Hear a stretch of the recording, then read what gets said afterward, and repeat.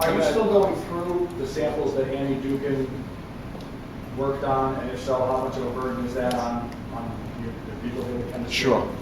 What we do whenever we look at any of the cases and overall, and I guess it kind of speaks to the backlog, which is something we deal with every single day, we never touch a piece of evidence that's not going to go to trial. And so anything that we have come out of this building has a certification that we've made sure is correct. So that includes the Dugan samples? That includes everything that was transferred, all 8,000 of those cases that came to us. We had 628 backlog cases. That was it. We immediately got the influx of over 8,000 cases. And that has compounded itself, obviously, now because cases are coming in. We never anticipated the closing of the Hinton lab. So we were going to keep that lab open and be able to work with them, get them through the accreditation with us. That would have been perfect.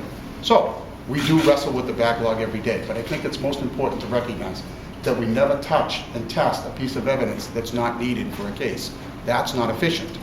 And we have other mechanisms. There's really 4 steps that I could go through that really help us reduce that backlog a little bit more.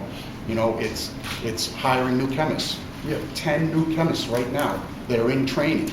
We have 10 bench chemists right now, and a great supervisory relationship for them. We have 4 supervisors overseeing 9 or 10 as of yesterday. At the end of the day, and I trust Kristen Sullivan implicitly and Joe Mason implicitly, that it's the science that speaks at the end of the day.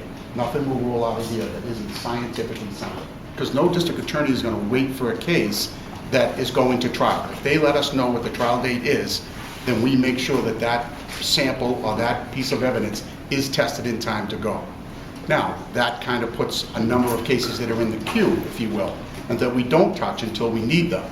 Eventually, when I get all 22 chemists up and running, our efficiency is going to be amazing. I'd see as 2014, the rest of this year, being pretty amazing at the results that come out of this lab.